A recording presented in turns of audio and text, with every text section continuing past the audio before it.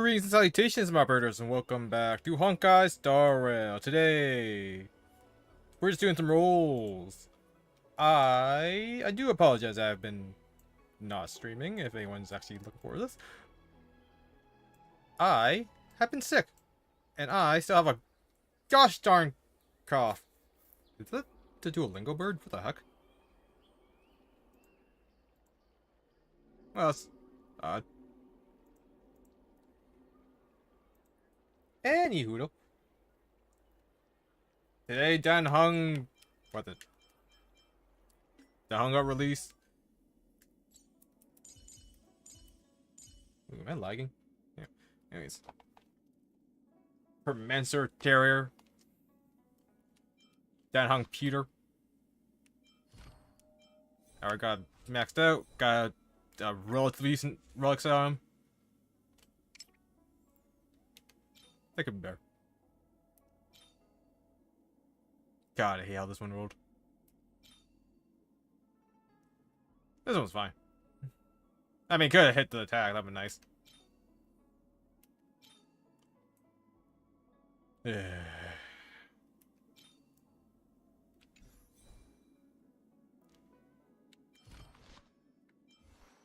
Anyways, I wanted light cone because I want to use it on Preservation Trailblazer. Because the only other attack scaling Preservation character is the Trailblazer. Mainly because its defense shields are completely garbage. They're like not worth using at all. 6% is nothing.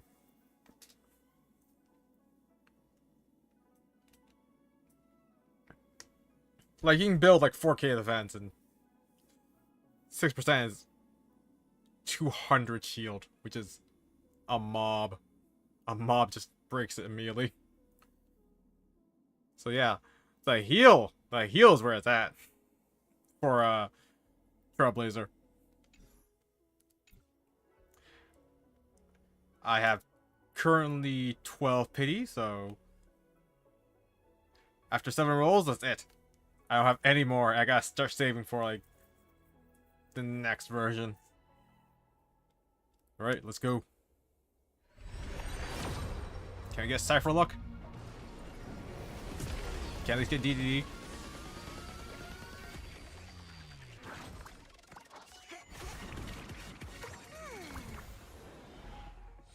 Alright, defense. Arrows. Darting arrow. Asta! Loop. Passkey. Shout home. Yeah. Shouldn't shout. Yes, I got a freaking cough when I talk, so I can't play Ace Attorney until that's all gone. Nope.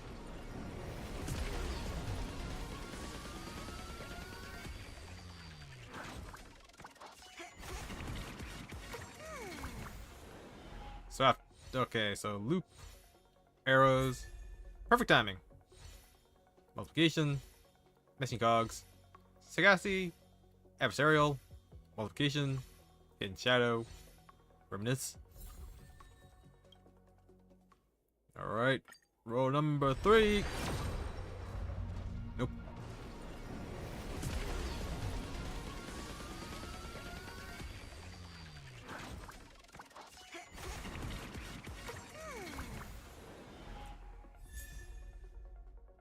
Only size remains.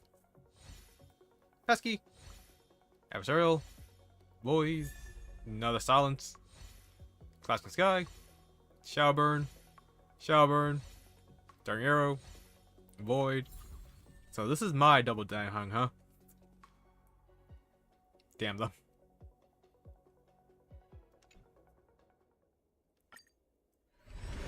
Roll number 5.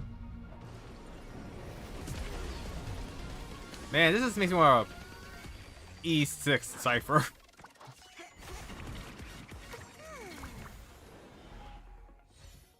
Multiplication.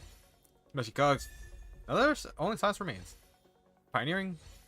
Messy cogs. Landau's choice. Loop. Reminiscence. Void. And Dark Arrow. So this is 6. Or 5. Damn, my short-term memory. Can't remember shit.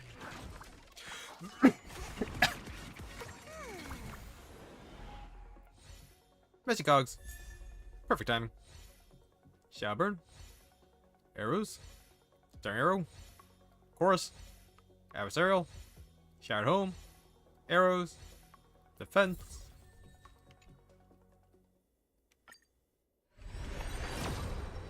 Okay, there we go. This would be 70. This would be 7p. Okay, sorry, at 12. The Dasha? Location. Passkey. Pioneering. Cloud the sky. Amber. Mediation. Nice. Ow.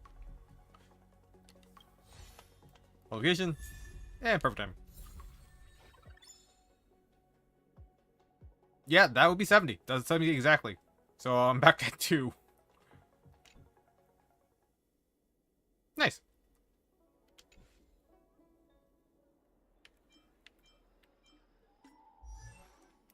I think it's a handy light cone to have around. Even if everyone else only gets like a 200 HP heal.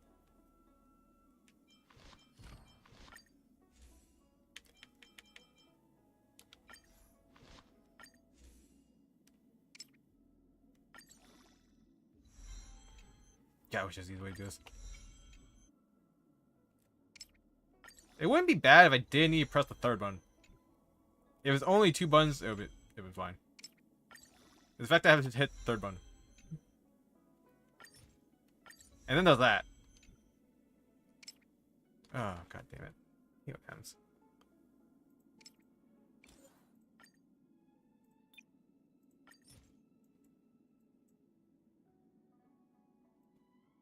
Make sure it's not taking any 4 stars.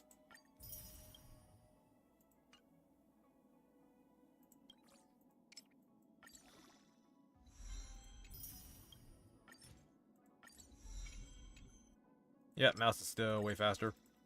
This isn't so bad on, you know, the mobile, but yeah, just on controller is like the worst thing.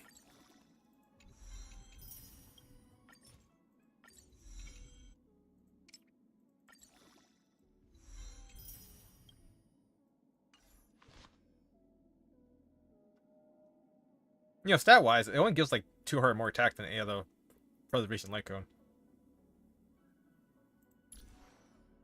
Ooh, man, almost okay.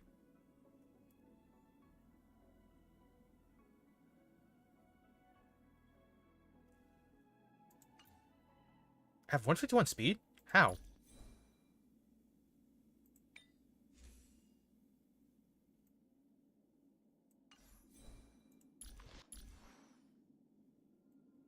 I need 10 more speed to the next breakpoint, don't I?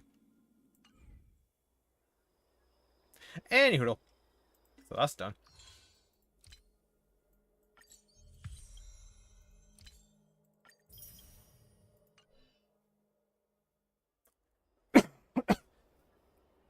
Let's go read some lore before next version starts.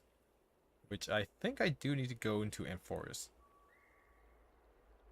Which is there. Nope. That is the version. That's the browser. That's a whoopsie. The navigation. Wow.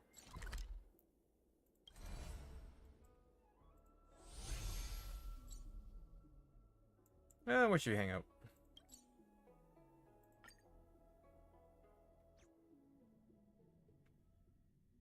Ooh, I think I actually have some standard rules.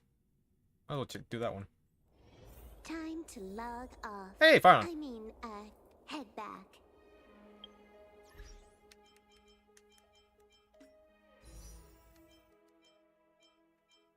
I do kind of want Naxa, but I don't got the rules.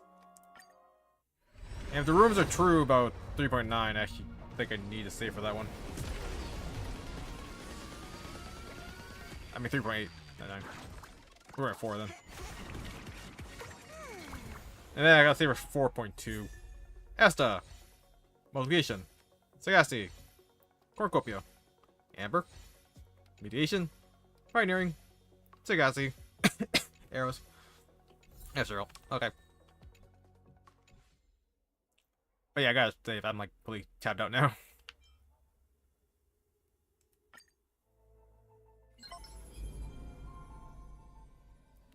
Hey, this is Serena here. Miss me yet? It's been a while. Now, what short story should I tell you today? Got it. Let me tell you about my treasured memories of the flame chase journey. Oh, this is new. Man, there's so many things that I read. If a successful flame chase. This page of the story comes from the 4,048,128 eternal recurrence. An almost perfect flame chase journey. Imagine if the war to conquer the oceans had not failed. If the empress of the flame chase had not fallen, but instead achieved her grand ambition. General. Cheers and chatter ebbed and flowed throughout the tavern. The girl playing chess yawned and tossed a queen piece onto the board.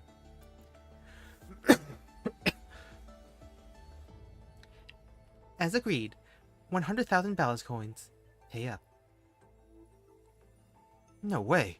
A little girl like you? You must be cheating. The candlelight flickers, casting the shadow of a towering opponent in the corner. The musician stops playing the violin, revealing a subtle smile. You seem unfamiliar with proper etiquette, sir. Fortunately, I know a thing or two about swordplay. The sore loser roared in rage, snatched up a stool and lunged forward. In the ensuing chaos, bystanders who got caught in the crossfire joined the brawl with gleeful laughter. The musician weaved through the crowd like a predatory fish. Of course, no one was seriously hurt, as she didn't see any reason to use her real strength here. Only when the tavern floor was littered with bodies did the chess-playing girl finally emerge from behind the sofa, skipping merrily towards the counter. Do you understand now? This here is the princess of sea sirens, nemesis of the black tide, the bone-eating mega shark, first musician of Euphorius, and I am her loyal chess master. Now prepare our rooms and meals. The girl glanced from the corner of her eye at the news clipping on the posted on the counter. Wow. It had already yellowed with age. After all, it was from years ago. The headline was brief and to the point. The flame chase journey comes to a perfect close. Yes, we won that flame chase, that war called flame chase.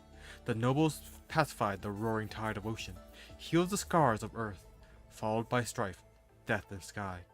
People united as never before, and the Council of Elders proclaimed that the perfect era Chrysia had returned once more. However, the era Nova never came. The Imperator, along with her loyal Gladius, vanished without a trace. No one knows where they are now. Now that we've won all this travel money, where to next? I suggest Pathos. I heard they're starting up a golden apple beauty pageant again. Apples wasn't bad either. With those majestic mountains, we should make it a point to conquer them every now and then. The blue-haired girl brought over a basin of water, washed her hands, then sat down on a chair and broke a loaf of bread in half. I want to take a break for a while. The sea siren princess stroked the string through her glove. I'm planning to write a book. I've already collected quite a few musical phrases. Looks like my days as a wandering chess master end here. I look forward to your melody, since you're a genuine princess as well as a fake bard. Fire crackles and dances in the hearth.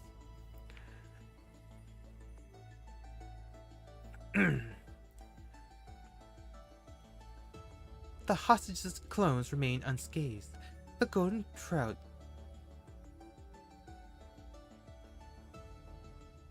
Oh, this is silence. The hostage's clones remain unscathed. The golden trout's weaving workshop is a sight to behold, and the four dukes carry their duties with honor and revered by all. Yet you and I have kept our identities hidden, as if forgotten by the world. Which law did you modify back then to achieve such prosperity? Fire crackles and dances in the hearth. The silence was only broken when another piece of bread was finished.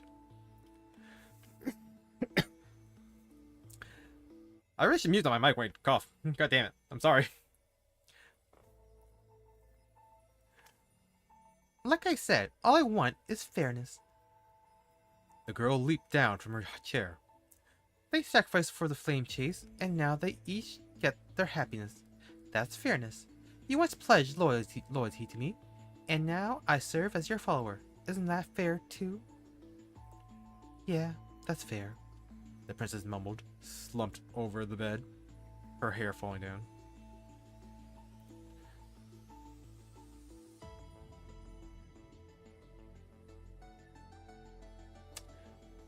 I just trying to figure out like who's talking. Well then, my beloved highness, if you have no other commands, I actually have a question of my own. What question? This chair is too tall. I need a footstool.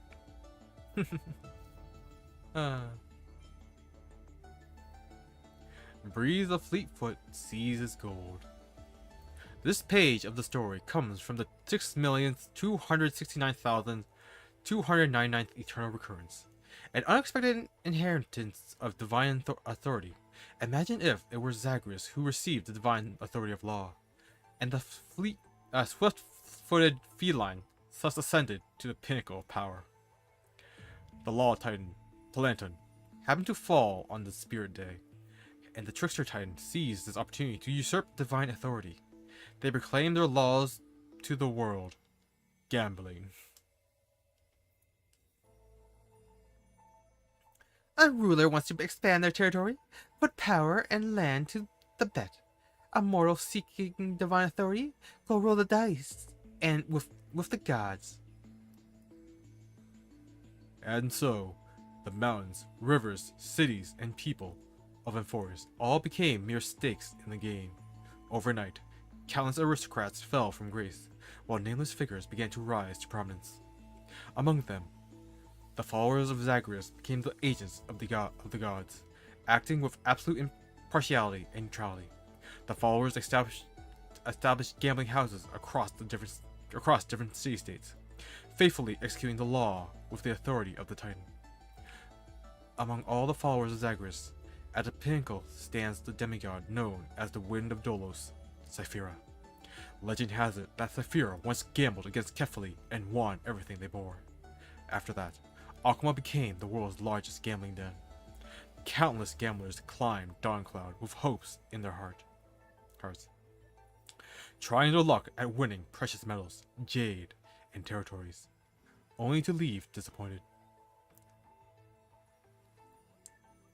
Saphira always has the last laugh. People took these words as gospel. On that day, a little blonde girl, carried clothes, knocked on the door of the Dawncloud casino. Hey, Saphira, want to make a bet? Despite her misfortune, the girl carried herself with extraordinary grace. I am Aglaya, the last noble heir of Akuma. I have come to reclaim everything that is rightfully mine from your hands. A breeze swept by, and Aglaya knew the curious cat had perked up his ears. She pointed to the bath beside her. The water here flows constantly. Let's make a bet about this outlet on whether a golden laurel leaf will float by within 30 seconds. I bet there will be. A gentle breeze lifted the hem of Aglaya's tattered dress as a giggle was heard. Then I bet it won't happen. Neither had placed their wager, and Saphira hadn't even shown up. Yet the gamble had already begun. The onlookers at the grand bath held their breath in anticipation, while Aglaya slowly lowered herself to sit by the water, as if knowing exactly what was to come. 25 seconds? 24 seconds. A golden laurel leaf appeared in the bath above the water outlet. spinning with the flow, as if still hesitating. 15 seconds? The golden laurel leaf suddenly drifted downstream with the current, quickly approaching the water outlet. 5 seconds? 4 seconds? A sudden gust of wind stirred up ripples. The laurel leaf that was about to fall into the drain vanished into thin air before everyone's eyes. At the same time, Sapphira appeared in front of Aglaya with a playful smirk. 3 seconds? 2 seconds? 1 second. Aglaya plucked the golden laurel leaf on her head, the only valuable thing she carried, letting the water from the outlet wash it away. 0 seconds. I win, Aglaya said with a straight face. What's the point of winning a gamble with no stakes? Sapphira didn't even bother pointing out the girl's cheating. At least you showed up. Tell me, little girl, with nothing to your name, what could you possibly bet against me? I'm not empty-handed. I can bet myself.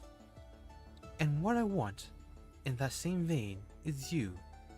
Fair deal, wouldn't you say? Haha, interesting. I have no reason to refuse, but before we start a proper gamble, you need to dress up properly. Came here barefoot? Here, take these boots. Consider them a welcome gift. Then, Sapphira scooped up the small girl like picking up a kitten and walked deeper into the bath.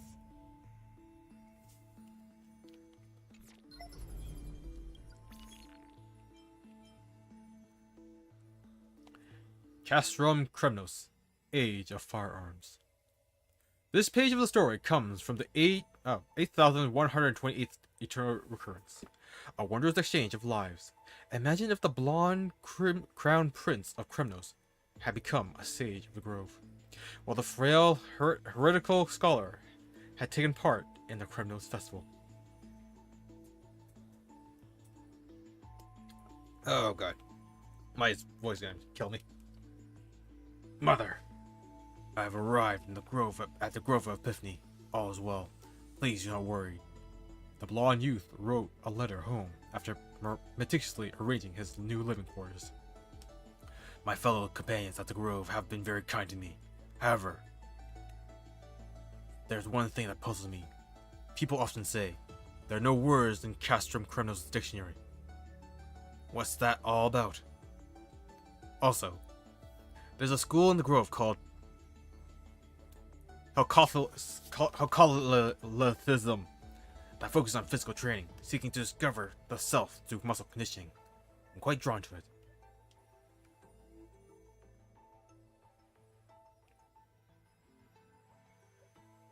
That's mother? Oh yeah, wait, he's reading your letter. I guess that's her reply?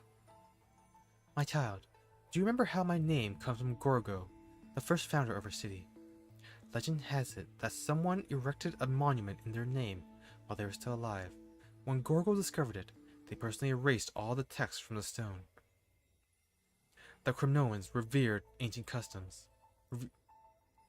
And since then, only blank stones could tell of great deeds. There's another theory. No descendant believed their achievements could surpass that founder, so no one dared inscribe their own deeds. Over generations, this somehow evolved into Kremnoans being perceived as martial powerhouses, who looked down on the written word. That's also why I sent you to study at the Grove. I hope you will return to bring the winds of cultural revolution to Kremnos. As for which school to choose, Mother supports your decision. His mother wrote back a long flowing letter.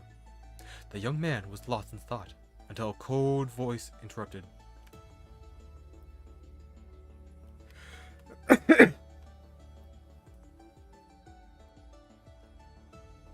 Wrong. Only now do I understand. Having no words in their dictionary is a Kremnoan's true foresight. Rigid texts only hold back human progress. Anaxa, what are you? The blind youth recognized his classmate, a loner whom none of his companions had ever gotten his name right. Call me Anaxagoras. The green-haired youth sneered with displeasure. The young man tugged at his eye patch, his uncovered eye brimming with equal parts mockery, indignation, and arrogance, plus a hint of unfathomable death. The truth is already in my grasp. Watch as I turn this decrepit world upside down. I just kind of realized I don't think I did the trials for Evernight. Shoot.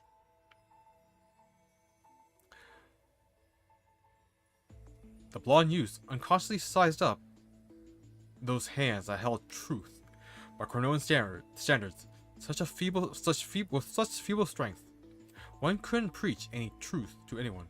After all, truth only exists within punching distance. Mother, I have been pursuing my advancement under the Halcolius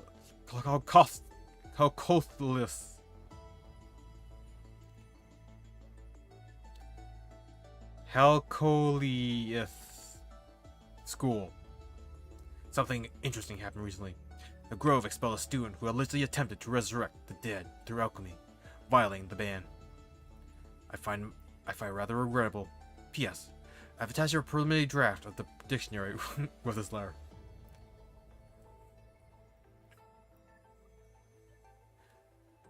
Mother's reply came late. My child, your father has recently restarted the Crymnos Festival, but he still hasn't found a King's Aegis champion that satisfies him. I don't understand his intentions, but I can smell the fog of war in the air. I received the dictionary and it brings me joy. You know, I never wanted you to become a puppet of strife. A long time passed. Mother, the Council of Sages will nominate me as a Ocolius Sage. I heard that my father, Europon, the king, is gathering warriors to ignite the Chrysos War, rising arms against former allies, and will soon attack the Grove of Epiphany. I am deeply ashamed of this. The Council of Sages has decided to send a letter of peace negotiations. If it can survive the flames of war and reach my father's hands, I implore him to reconsider his military actions. There was no response to the letter. When the Crymnos army finally arrived at the gates, Mightymost, the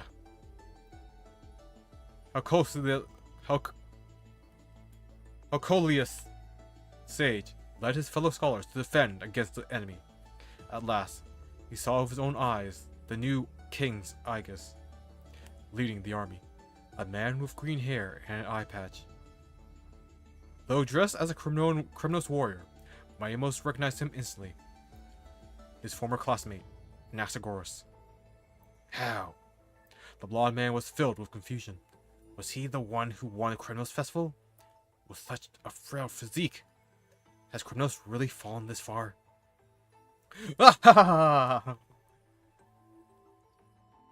As if hearing his thought, the green-haired man twirled his gun while letting out a maniacal laugh. Alchemy has brought Crastrum Crymnos into the age of firearms. Now, let's show these old fogies what the king's one-turn kill school is made of.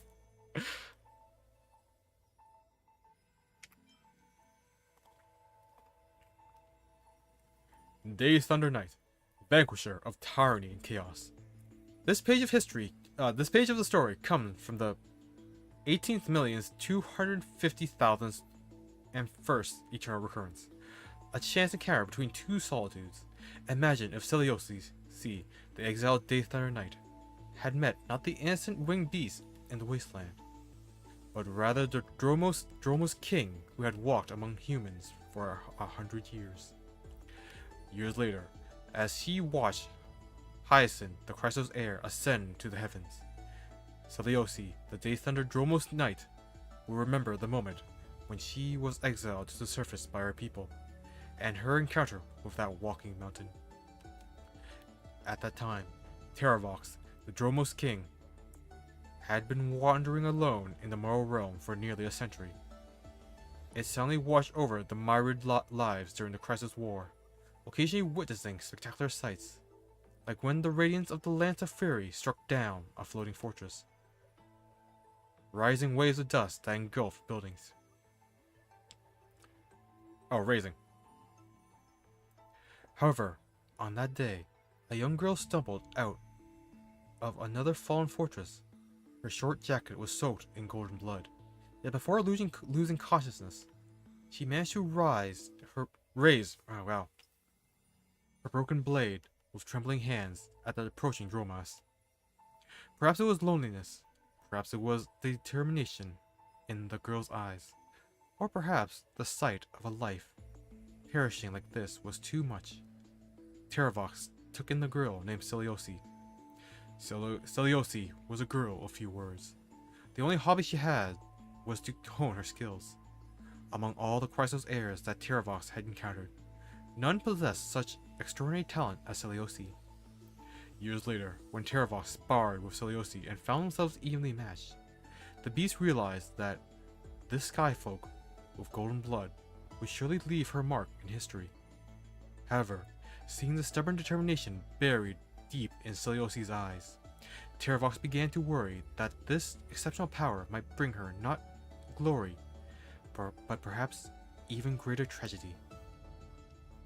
One night, Celiosi sat atop Teravox's head, quietly gazing at the moon that flickered in and out of the clouds, and the floating fortress that appeared as tiny as an ant. After a long silence, Teravox finally spoke. Gruff, we've journeyed together for so long, yet we've never truly had a heart-to-heart. Celiosi, I wish to know your aspirations. The girl tightened her grip on the short blade. I have witnessed hearts fall into the abyss of evil because of absurd beliefs. One day, I will return to the fortress of Dome, kill Aquila, and set humanity free. Would killing the god be all that it takes to set humanity free? The girl remained quiet, her stubbornness filling the silence. Celiosi, you've only met those who worship the sky, but I've been to hundreds of city-states. I've witnessed lands of death, where entire cities voluntarily set themselves aflame. I've seen city-states that also worship death, practicing austere penance in the ice and snow. That all the more proves they're all prisoners of the Titans. If you were like me, born from the bosom of the Titans, you would understand that Titans are more pure-hearted than humans. They hold neither preference nor hatred for their creations. They have long since handed over the power to choose our destiny to us. Easy for you to say. What am I supposed to do? Look, kid, I've told you. The choice is in your hands. Dark clouds obscured the moon, and the floating fortress suddenly vanished, as if it too were terrified of that shadowy presence. Then, as the clouds retreated, the fortress was nowhere to be found, while the moon remained unchanged, shining ever brighter in the girl's eyes. Teravox, I've made up my mind. I will go down to the moral realm just like you. I'll save humanity the human way. And until then, let the Eye of Twilight cling to life a while longer. The Droma's king responded with a gentle growl. Years later, a warrior goddess emerged in Amphoris. Her name was Celiosi, said to be a descendant of both the Sunfolk and the Rainfolk. Not only did she possess the strength of 10,000 men, but she was also accompanied by Dromas as indomitable as a mountain.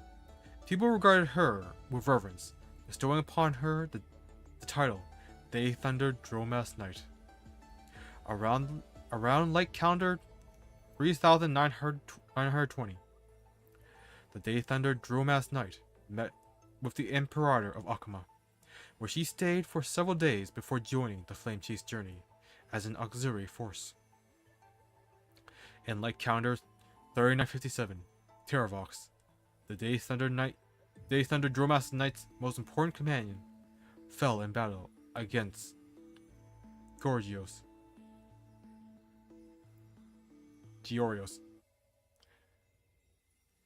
In Light Calendar 3960, the Flame Chase army achieved a costly victory in the expedition against the ocean, with only Seleucus returning alive. The Council of Elders claimed that Seleucus had killed the Imperator and others in an attempt to seize power. She gave no response to this, but swiftly purged the council with lightning-fast brutality. She then supported Aglaya's rise to power in Akama, where humanity ruled itself. Though not a demigod, Seleucus had lived for nearly 1,000 years. Rumors said her old friend Terravox shared their lifespan with her.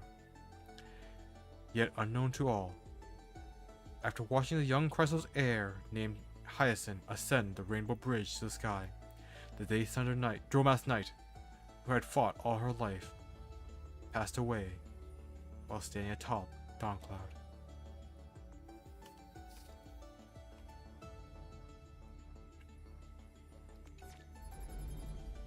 So somehow, wait, what the?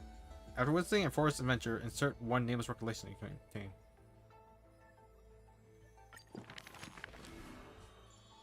Ah, that's what I meant. Yeah, I gotta go through all these.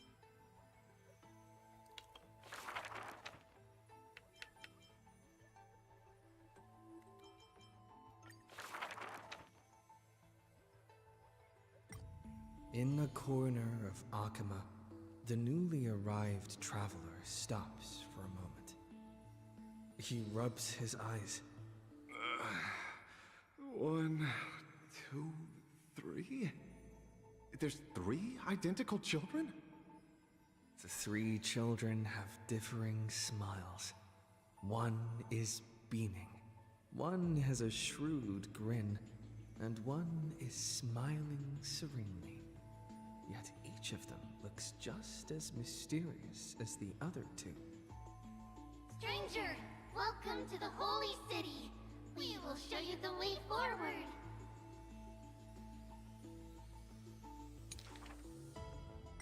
Trebios. This name has not been mentioned for some time. Only the elderly Gotcha. priests of Yanosopolis know the true significance of this name. High Priest, please guide us once again as we spread our wings on this long journey. As music from his hometown plays, the smiling children gather around the old man. They wish that the twilight breeze will carry away all tales of sadness.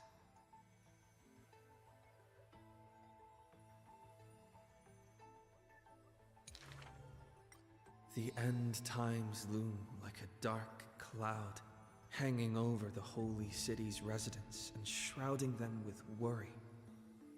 Hello, do you need our help? Like torches dancing in the wind, the children illuminate the alley. They wipe away the women's tears. Babies sleep amidst whispers. On the windowsill of those in prayer, their light footprints remain. The citizens call them, The 3 pillars of Akama. yet they simply shake their heads. There's no need to be so somber. How about we play a game together?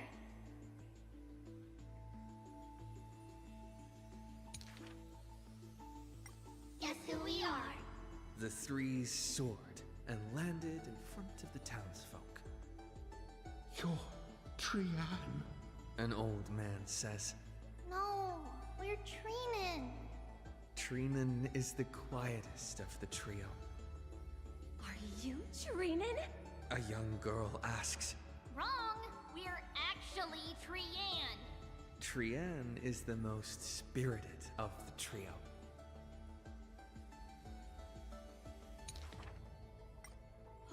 Then you must be Treeby. A child shouts. You're right. Good job. Treeby is as enthusiastic as she is adorable. It matters not whether they can tell the trio apart. Of most importance is their sincere smiles. We will show you the path to take. The children fly ahead, guiding the lost back to the main road. So, you literally show people the right path to take? You're lucky. You merely took a wrong turn. The children flew before me.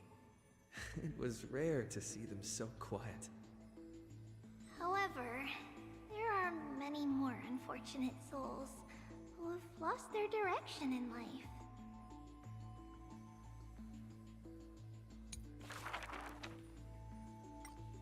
There was once a dying soldier on the battlefield who wished to bid farewell to his lover in a distant city, far away. The child leaned toward the soldier and said nary a word as she listened to his final words of comfort. As for the other two children, they were in the city, beside a bed upon which a woman was lying in eternal rest, wailing uncontrollably. Not only do the three children share each other's senses, their souls are also interconnected. When one is filled with grief, the other two will burst into tears as well. Perhaps we should tell you some happy tales instead. The child wipes away her tears of reminiscence. Our greatest talent is performing Amphorius's nursery rhymes. But those nursery rhymes have been told over and over that any literate child could recite them by heart. How rude! The child gently flicks my forehead. You should be reflecting on the nursery rhyme author's heartfelt intentions instead. In this lush land by gods chosen, giants raise their glasses in a toast.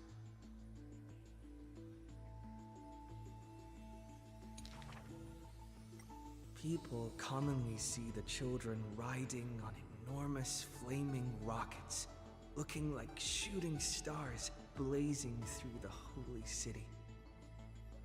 How dangerous! An old man worriedly wishes the children to stop. Not Trinan. The quiet child shakes her head. That's Trian! The exuberant child raises her hands. Ah, stop nagging. The mischievous child pouts. Can't I just play with something I've created?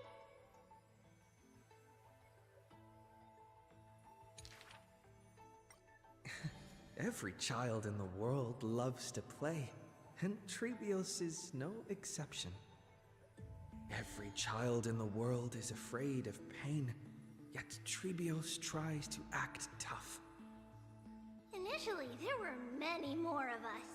The others have merely gone one step ahead.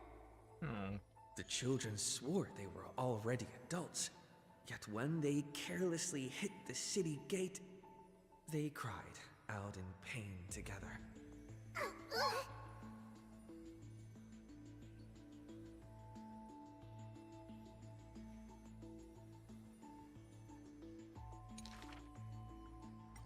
The tripartite prophecy is but a distant ritual, and the Chrysos War a painful dream.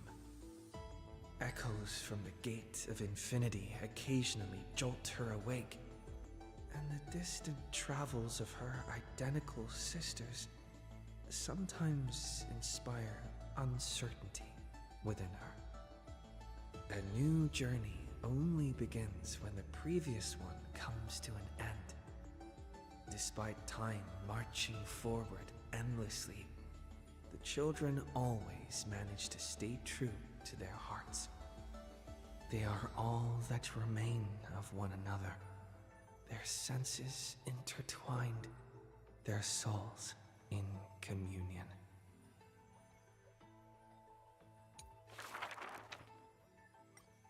You shall part with your friends, with your enemies, with others, and with yourself.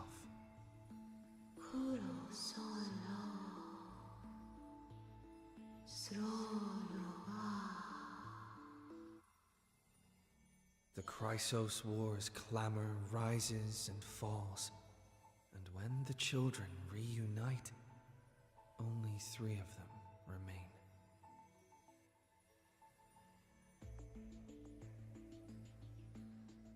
Ribios, you have already swallowed the fruit of fate. From now on, you shall be as a school of birds without feet, flying towards tomorrow without a moment of repose.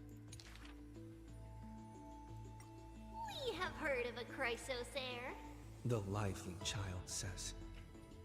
That person tears open the barricade of the black tide, aims at the sky, wanting to contain the core flame in a sheath. There will always be warriors like me, who believe in and are willing to protect the tomorrow they prophesize. But the crusading Chrysos heir never returns. The greedy ones then lift the crown with sharp blades, and by power's lethality, they are one by one slain.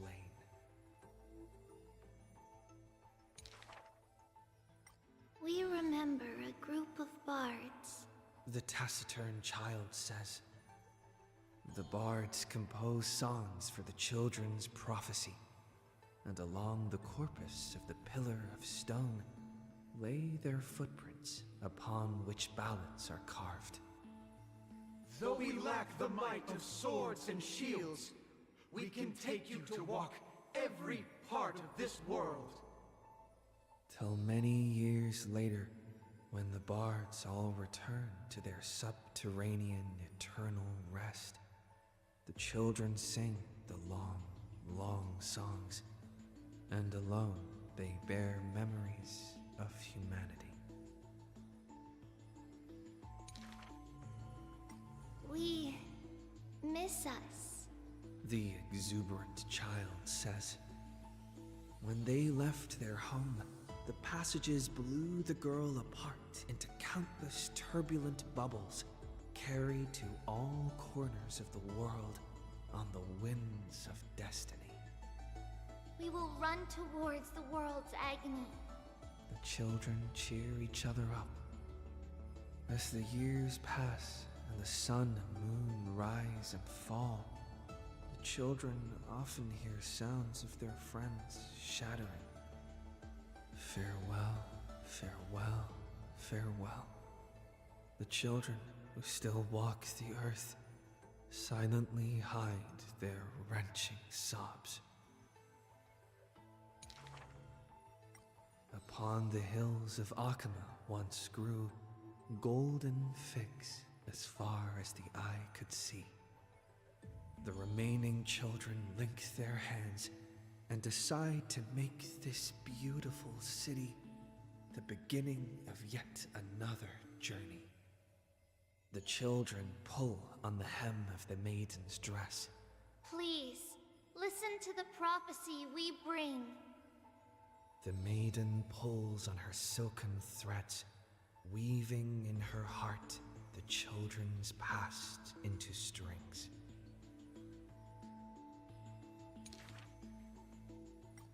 Chase the core flames with me. I promise that The libations poured are guaranteed to bear fruit. The hot blood of the sacrificial lamb will not be spilled in vain.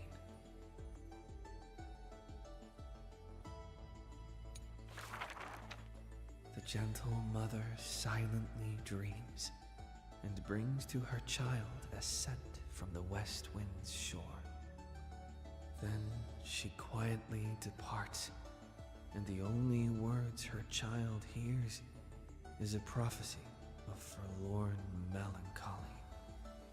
The slumber of titans, the fragmented lullaby, the roar of the guards, all merge into a torrential black tide that carries the first demigod from the past to the future. And that was the beginning of this long dream. In this tiny room, she forged 20 years of her memories with time.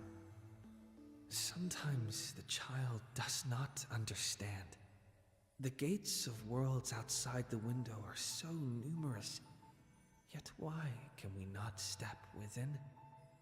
And if one cannot leave the tower, what need is there to gaze into the distance via tones?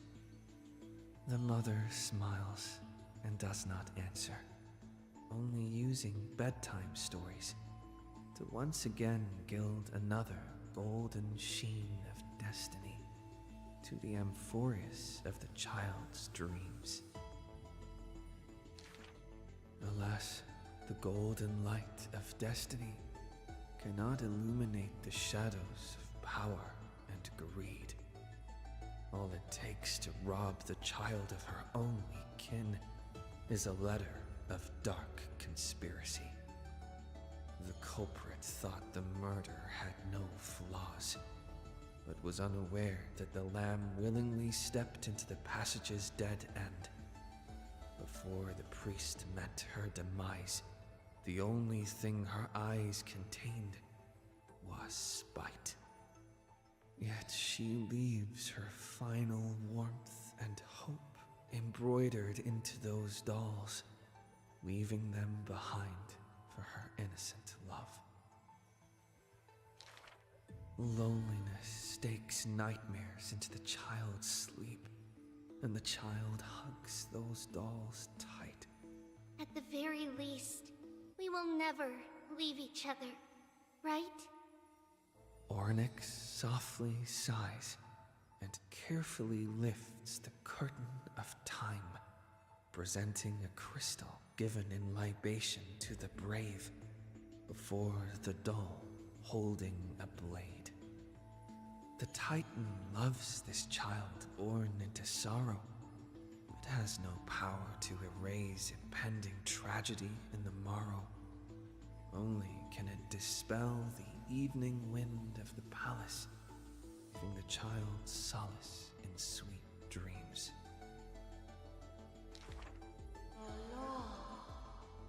The Titan's fading proclamation cannot pull back the string of the girl's destiny. All shall bid farewell to one, and that person alone will witness the miracle. In the holy city adorned with falling flowers, the children recall that prophecy, besides their friend that has passed away. But the girl had already passed through thousands of crossroads and continues to sail toward tomorrow. Oh, for that bright spot beyond is the end of the west wind, where flowers bloom in spring.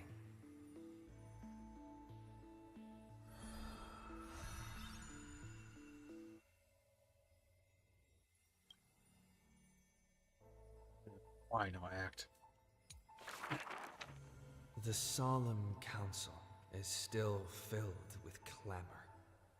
Future's destiny still whirls in discussions of candor. To discard the city and save oneself, or to chase the flames that waver. None know the choice that would lead them to a place better. I fear. How can mere mortals defy the gods?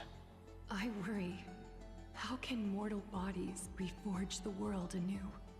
I suspect that the prophecy is simply a rumor.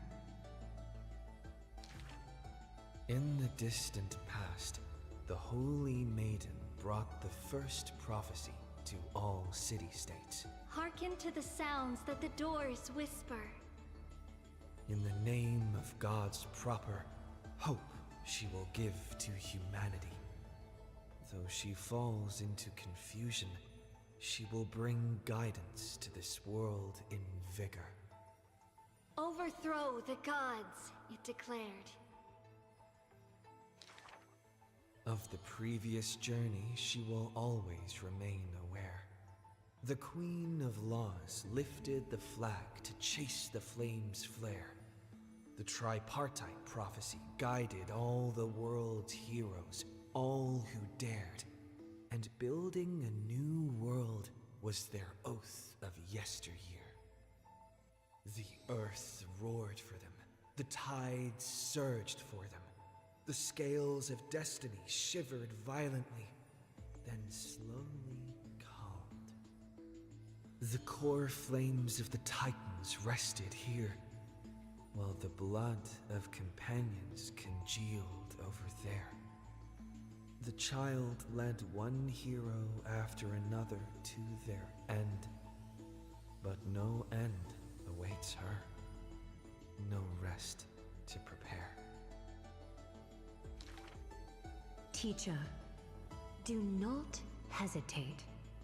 The Weaver of Gold brushes aside the child's tears. The world still walks on the path you indicate. The prophecy still stands, even if the actors now different faces wear. Restore the core flames, it declared. The solemn council is still filled with clamor. Future's destiny still whirls in discussions of candor. To stop right there and seek peace, or to continue a work still unfinished. None know the choice that would lead them to a place better. Stop! We only wish to live life as it is. No more. Cease. Our achievements already stand tall. Rest up! We only wish to live in peace and prosperity. The discussions today are the same as those in times past. Retreating now will forever deny us the future. The child has already conquered her confusion and fear. No longer before the mists of fate will she cower. Hearken to the sounds that the doors whisper. She travels through myriad passages, burning with determination to once again bring light to humans through her endeavor. The children fly into the streets, wishing to encourage the residents' faith. Please, be not afraid. We will definitely bring you to a new home. Lady Treeby, Lady Trinin, please don't cry. Do not worry. We trust you always. The matron wipes away the tears on the children's faces. The praying ones piously bless them in faith. The lost ones take the children's hands, just as the prophecy guides their path. Bear the divine authority, it declared. Quiet Trinin has little to say. Lively Trianne loves to play, and well-behaved Treeby roams around all day. The people's encouragement rings sincere. The Chrysos heir's companionship lasts through the years, and Mother's embrace warms up every dream. Thus the child understands. Thus the child accepts, though countless farewells on her shoulders weigh, though destiny's blood dries like clay. There will always be passageways filled with warm sun rays that silently open to them in future and past days.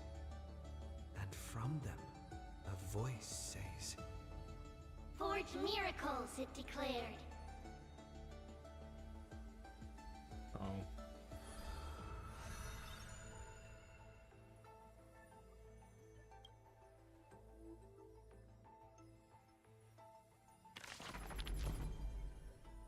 And thus ends the book with Trippy.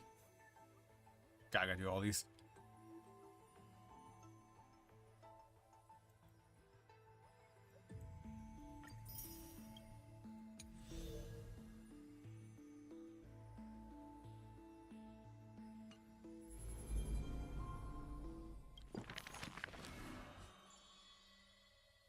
So each of these readings are gonna take an hour.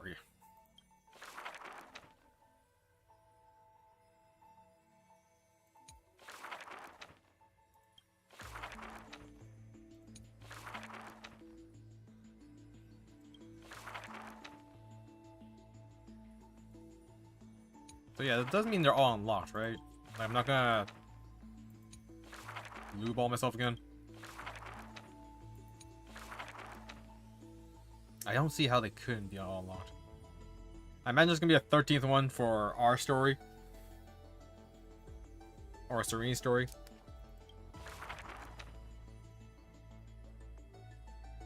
When I called you mother? The mysterious rosy celestial maiden. Oh, excited for that one. Yeah, I think next stream I'm gonna go through all of these.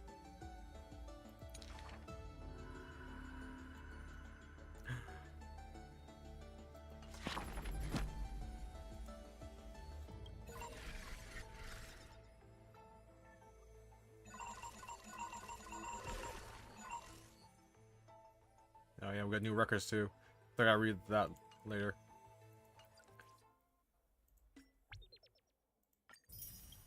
Okay, I'm gonna call it a night there because I'm gonna. I'm almost there, but my god, can't control this.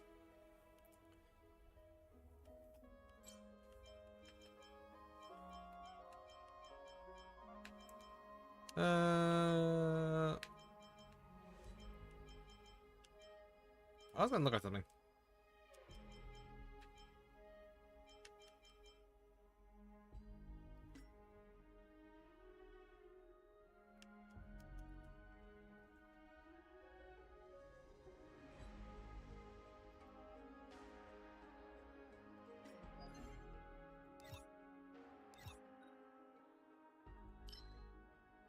Alright, that's ending soon. Still gotta figure out how to do night 2. I got real close. I also realized like I was doing a lot of under-leveled relics. The fact I was able to 3-star all the endgame content with that, kinda amazing. I also really question how bad other players are. If I'm able to do that on auto. If I can get rid of 5k attack. I just don't have the resources.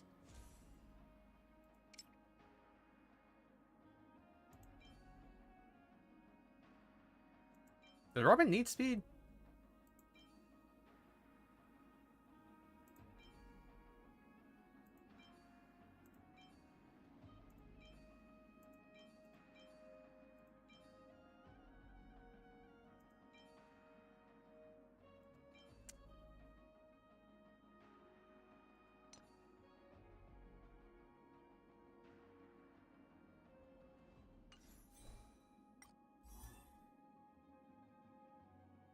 Oh yeah, that was bad. What does she need?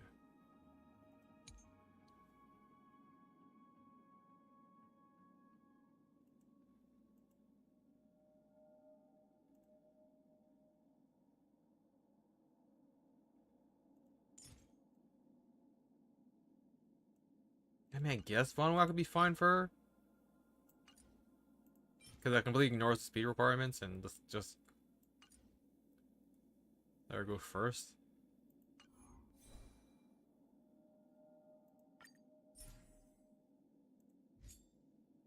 Ugh. It's like worse in every way. Why?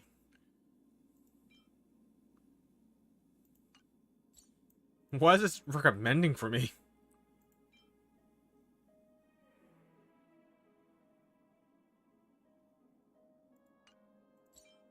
Yeah, I guess getting flat attack it's like the best option.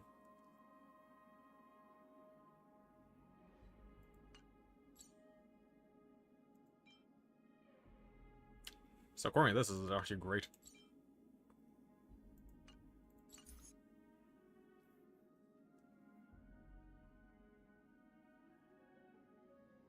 Does she even have enough effect res? I just kind of realized. Yeah, she does. But fine.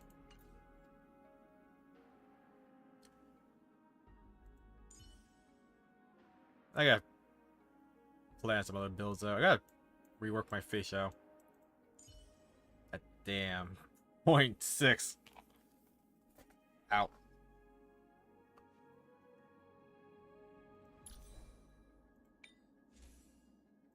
Yeah, not sure I want to drop this. I would have to get like a really good orb. I gotta get a really good Durant. Like, for both sets. Which you don't have at all. This is a good adventure piece.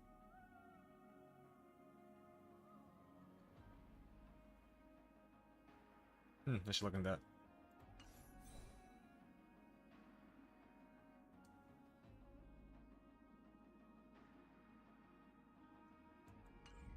Anyways, I'm going to call it there. So, that was a fun little romp trivia and kind of poor rolls. I mean, could have been worse. Could have been a lot worse.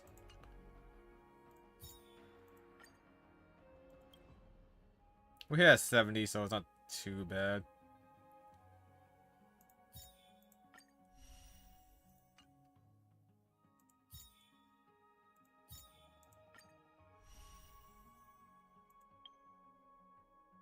How? I didn't do anything. Yeah, I just can't realize, like, they don't show as a thing to do anymore. So yeah, I completely forgot to do Evernights and to hurt it again.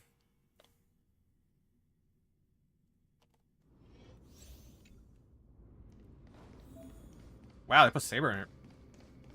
A will of metal and stone.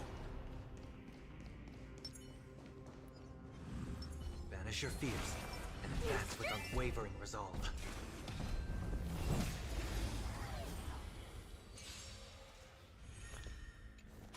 Why Saber? Heaven trembles. Riding the west wind, away we go! Mountains roar, dragons rise. Soaring above the lands. This is permanence.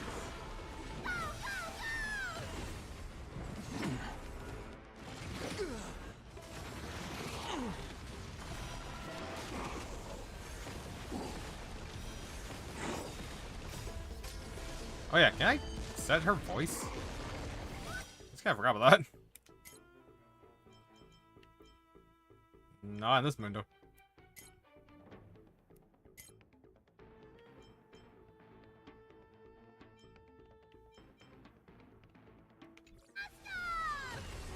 I gotta look into that. Farewell. I will watch over you and guide you on your path. So, so unfortunate that Saber and Archer are like very problematic voice actors for Hoyo to work with. One being gilded, two being a Taiwanese resident, or not resident. National? A Taiwanese national? Ooh, wow. Okay.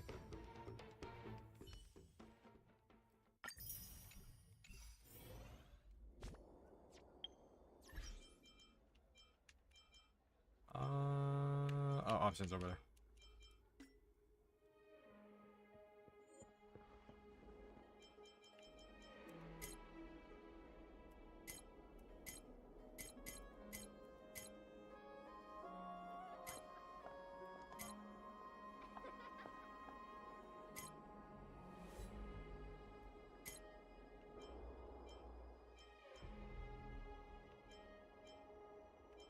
Oh, that should be active.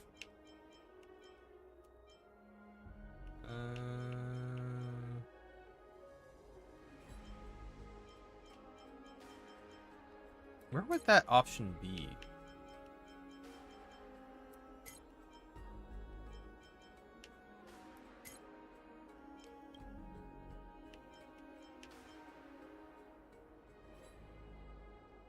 I guess this?